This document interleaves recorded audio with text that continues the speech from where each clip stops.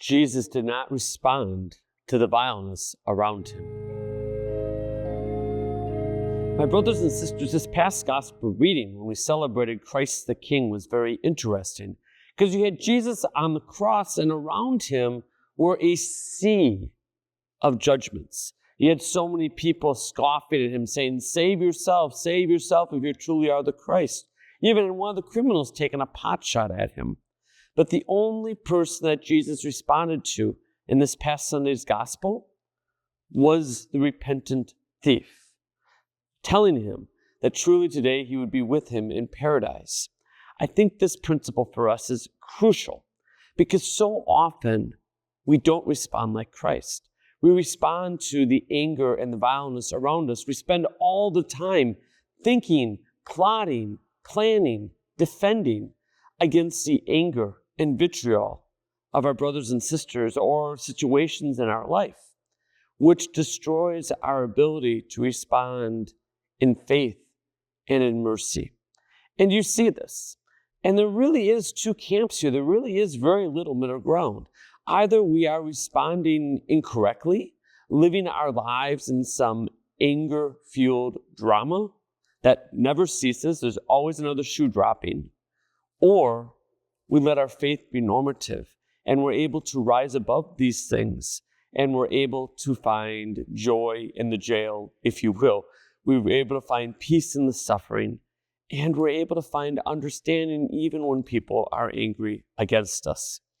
I have a little saying in ministry that goes something like this: I do not negotiate with terrorists.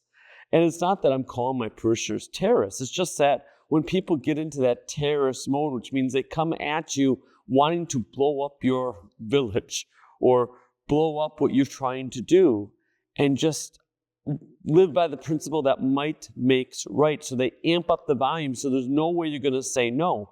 I'm sorry, let's calm down and have a conversation. And this has been a very good principle, because if you try to negotiate with those who are living in that terrorism mode, it just doesn't work. But why are we in such a hurry? Why do things have to be resolved in an instant? Why can't we take a minute to pray, a day to recollect, and then come together when we can truly be brothers and sisters and recognize the Lord's love and greatness for us? Even in life, we just want things to be over. We want things to be clean. We want just to fix things and get it done with. It is so hard to live with indecision, or to live with that heaviness that comes from being judged or having people frustrated at us, or us being angry at others as well. But we can't do that, because we know that the Lord uses all things for the good. And even the anger that is around us or even inside of us can be purifying. But we need to keep offering it to the Father. Look, bread just stays bread unless it's offered to the Father. Wine just stays wine unless it's offered to the Father in Jesus.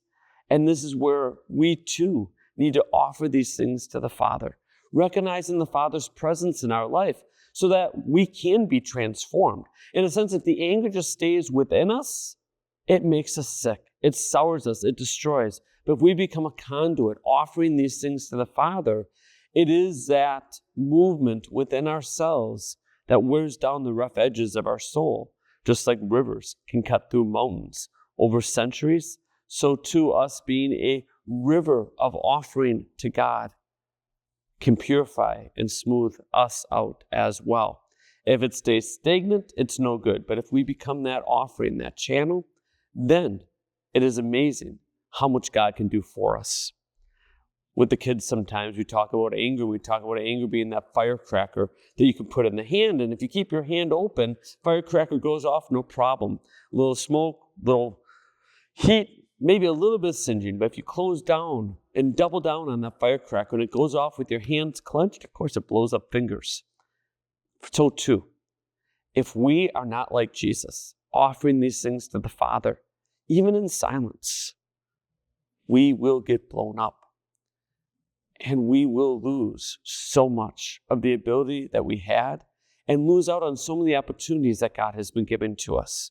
So my brothers and sisters, this Advent season is really a time for us to make room for Christ. But it's a time for us to open up our hearts to offer these things to the Father continuously so we may be transformed, that our rough edges may be smoothed out, and that we may become a river of grace for our brothers and sisters who are very much stuck in this cycle of sin and death. We ourselves need to make this choice. It doesn't depend on anybody else. It doesn't depend on things happening or changing. It depends on us choosing to embrace our dignity as sons and daughters, choosing to be more loving in the way that we lovingly offer these things to God. God bless you. Magnificat anima mea Dominum. My soul magnifies the Lord.